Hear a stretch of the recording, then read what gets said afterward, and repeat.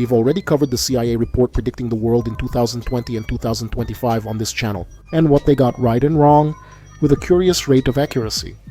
But what about 2030?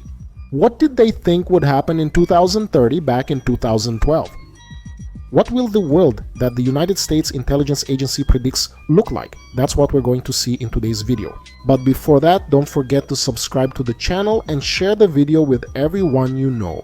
And consider becoming a member by joining as a member. Not only will you get 1 month early access to the channel's videos, but you'll also have access to exclusive live streams and the exclusive group on Telegram. Besides, you help the channel keep going. The price is very small, it barely costs as much as a carton of milk. And on top of that, besides these benefits, you make sure that the Geopolitica Mundial project stays alive. I'm Adilion Pera, and this is Geopolitica Mundial.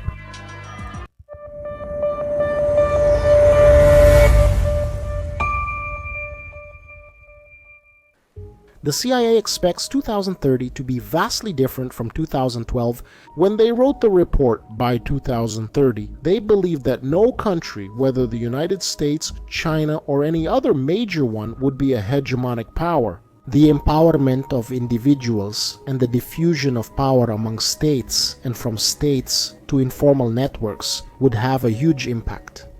Largely reversing the historical rise of the West, which began in 1750, restoring Asia's weight in the global economy and ushering in a new era of democratization both at the international and domestic levels. Thus, they predict 4 mega trends, which would be geopolitical earthquakes, 6 game changers, and 4 potential types of world by the end of it. So, starting with the mega trends, we have what they believed would be individual empowerment, which would accelerate over the next 15 or 20 years, that is, between 2027 and 2030, due to the reduction of poverty and a huge growth of the global middle class with higher educational levels and better healthcare.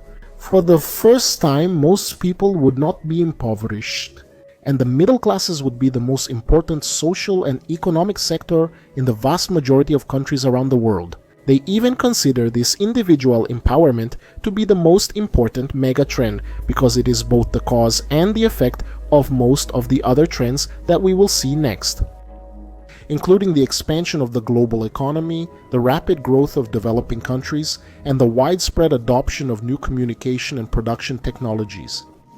On one hand, we would see the potential for greater individual initiative as key to solving growing global challenges, and on the other hand, as a tectonic shift in geopolitics. Individuals and small groups who would have greater access to lethal and disruptive technologies, especially with access to precision strike capabilities, cyber tools, and bioterrorism weapons, allowing them to perpetrate large-scale violence of something that before then only states had monopolized. We can see that this prediction, even though it's still 2024, was wrong. What we see today all over the world is a deep setback of individual power in the face of authoritarian governments. Are they trying to centralize and monopolize economic power, or trying to monopolize it in partnership with large economic conglomerates? And with the economic crisis that came along in the second half of the 2010s and the beginning of the 2020s, the global middle class retreated. In the second mega trend, we would have the diffusion of power because Asia will have surpassed North America and Europe combined in terms of global power. Given its gross domestic product population, military spending, and tech investments, China will likely become the world's largest economy, overtaking the United States before 2030. In a geopolitical shift, the health of the global economy would be increasingly tied to the performance of the developing world. In addition to China, India, and Brazil, regional players such as Colombia, Indonesia, Nigeria, South Africa, and Turkey would become especially important to the global economy. Meanwhile, the economies of Europe and Japan would likely continue their slow relative declines. Here, in fact, it seems like they're getting it right. Although it's not likely that China will surpass the United States before 2030, it doesn't matter, because the combined economies of Asian countries will surpass those of the United States and Europe. Not only does China deserve to be highlighted, but also Japan, Vietnam, South Korea, India, Indonesia, and Malaysia, which still show good economic projections. The third mega trend would be demographic patterns. They believe that, in the world of 2030, the global population would reach something close to 8.3 billion people, and they would be based on 4 demographic trends, with aging being a geopolitical change both for the West and for most developing countries, a still significant but decreasing number of young societies and states, migration, which would become a larger issue along with increasing urbanization. Another tectonic change that will stimulate economic growth but may put new pressures on food and water resources. Aging countries will face a huge problem in maintaining their standards of living. The demand for skilled and unskilled labor would stimulate global migration. And due to rapid urbanization in the developing world, the volume of urban construction for housing, office space, and transportation services in the next 40 years until 2052, this could match the total volume of such construction in world history so far. Up to now, in this case, 2012, this prediction has also proven to be correct. Population aging has actually even accelerated, and it won't be reversed anytime soon. The increase in immigration has also risen, precisely with the excuse of inertia and the need for labor, although instead of becoming labor and boosting productivity, migration has increased crime in countries that received immigrants on a large scale, and it has become, instead of a source of wealth, the reason for ethnic, cultural, and religious conflicts that seem to be ending. In addition to more government debt due to social assistance. And what about urbanization? This effect is expected to grow until 2030. The fourth megatrend is the growing nexus of food, water, and energy. The estimated demand for food, water, and energy would rise by about 35%, 40%, and 50% respectively, due to the increase in the global population and the consumption patterns of an expanding middle class, which would lead to more environmental degradation, worsening the outlook for the availability of these critical resources. They didn't believe they were heading toward a world of scarcity, but policymakers and their private sector partners would be increasingly pressured to be proactive.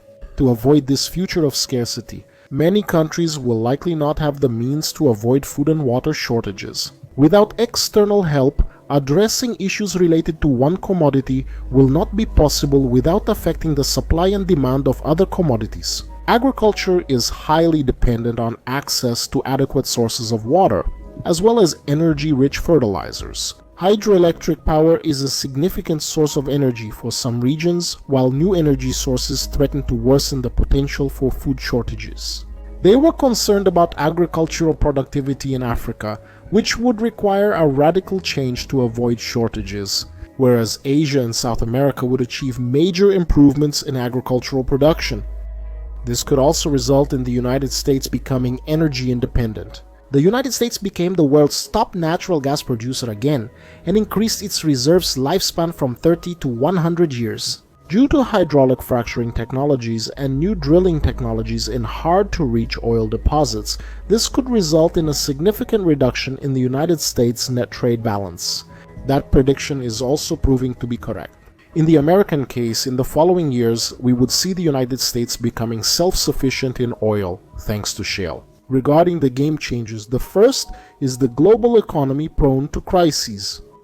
Because the global economy will always have regional and national economies moving at different rates. Worsening global imbalances are pressuring governments and the international system. The absence of a clearly established hegemonic economic power will increase volatility and instability, and it is unlikely that there will be a return to the pre-2008 growth rates and the patterns of rapid globalization in the following decades. That's the 2020s. Furthermore, economic recovery could be hampered by the aging of Western populations, who will not have the post-war demographic bonus. Productivity will need to increase to make up for the slowdown in growth. Workforce and technology would be crucial to avoid a prolonged economic slowdown. This prediction is also proving to be correct, for now only being deepened because of the COVID crisis and the crisis caused by the war in Ukraine. The second game changer would be the governance gap. They projected that in the following 15 to 20 years, world power would be more diffuse, with more state and non-state actors involved in governance. The growing diversity of participants will make global decision-making more difficult, and the lack of consensus between established and emerging powers would limit multilateral governance, which will reinforce fragmentation. Internally, a governance gap. They will be driven by rapid political and social changes. They thought that the transition to democracy would be unstable in many countries, especially those between autocracy and democracy. China and the Gulf countries will face a democratic deficit as their levels of development surpass their governance. And new communication technologies will be a double-edged sword because they can enable both the mobilization of citizens as well as government surveillance, another prediction that is also correct, at least partially, because really what we're seeing today is the rise of global disorder, not a multipolar order. But the lack of organization in the international arena is creating more instability. And telecommunications have really been used in a tug of war for claims by groups who feel wronged as well as by state repression. But just like in the first prediction, nothing about democratic ascension. The third game changer is the potential for increased conflicts. In the 1990s and 2000s, there was a reduction in major armed conflicts and in civilian and military casualties.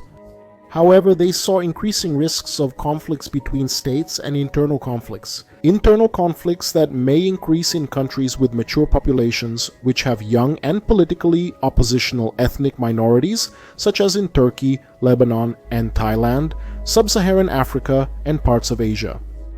They face high risks of conflict due to scarce natural resources and young populations. The risks of conflicts between states are increasing because of changes in the international system and the possible reduction in the United States' ability to act as a provider of global security. This prediction would also have seemed wrong until 2019, but since then we can see how it has been a very accurate prediction. With great difficulty, the world of 2030 will not see fewer conflicts because everything indicates today that we will have an explosion of internal and external conflicts.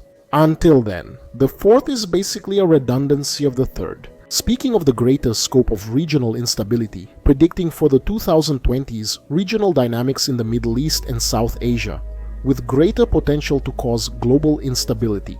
In the Middle East, we may see a youth explosion giving way to an aging population requiring economic diversification beyond oil.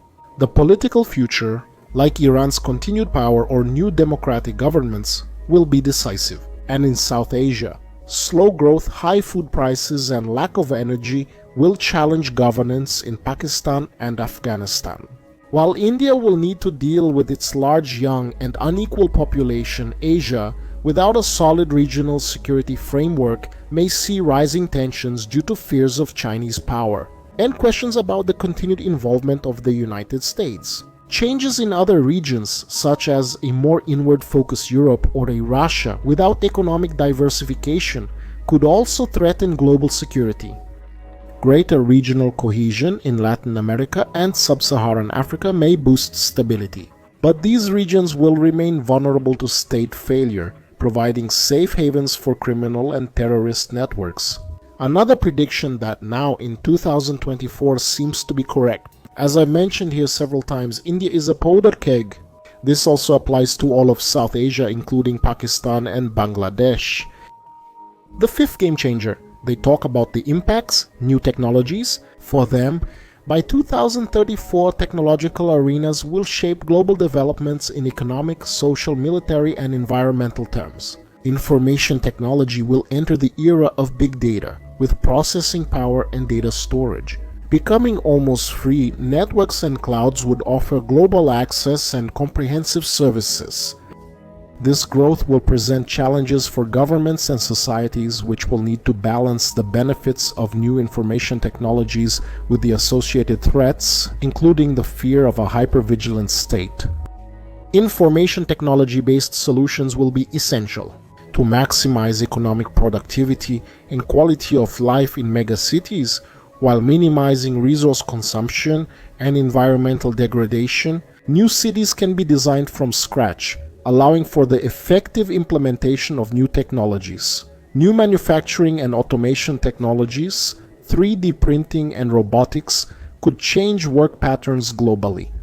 On one hand, they could increase productivity, but on the other, they might end up causing unemployment, with governments having to balance this equation. Advances in technologies related to the security of vital resources will be necessary to meet global needs of food, water, and energy. Technologies such as genetically modified crops, precision agriculture, solar energy, and biomass-based fuels will be fundamental by 2030, and finally, new health technologies. They will continue to increase life expectancy, improving physical and mental conditions and overall well-being. The greatest gains in healthy longevity will occur in countries with developing economies, as their middle-class populations grow and their healthcare systems supposedly improve. Again, this prediction now in 2024, except for the health aspects, seems correct. New technologies have threatened to impact productive capacity and the economic chain. They don't mention the explosion of artificial intelligence because that would already be too much. But 3D printing has enormous potential, and cybersecurity has also proven to be crucial. As we are seeing now in the war in Ukraine, the sixth game changer is the role of the United States, which for them by 2030 will have to adapt to a more hostile, more fragmented, and more complex environment. Although the relative decline of the United States in relation to emerging powers is, for them, something inevitable, its future role in the international system is uncertain. And it may vary. They believed it was likely that the United States would remain, let's say, in first place, due to its broad advantage in various dimensions of power, and from the legacy of its leadership, but with a very different global context.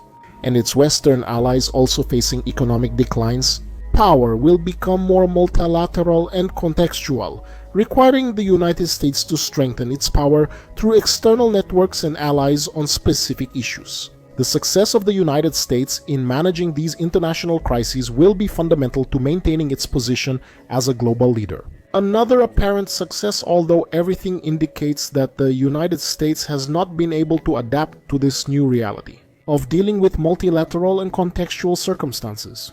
Its foreign policy today is apparently stuck, addicted, and limited to unrealistic ideological aspects. It seems to have lost the pragmatism it showed during the Cold War, at least for now. So now we have the four potential types of world for 2030. The first scenario would be what they call the stalled engines scenario, where the risk of conflict between states would increase, due to a new great game in Asia illustrating the worst plausible case. And if you don't know what the great game means, I recommend watching this video, which I'll also leave in the video description. Darker scenarios are also imaginable, including a complete collapse and reversal of globalization due to a large-scale conflict like a First or Second World War. But such outcomes don't seem to be likely, at least they didn't seem to be. Then we witnessed the conflict in Ukraine, which further weakened already fragile globalization. The factors behind such an outcome would be the United States and Europe turning inward, no longer interested in sustaining their global leadership. Under this scenario, the Eurozone could quickly disintegrate, causing a recession in Europe.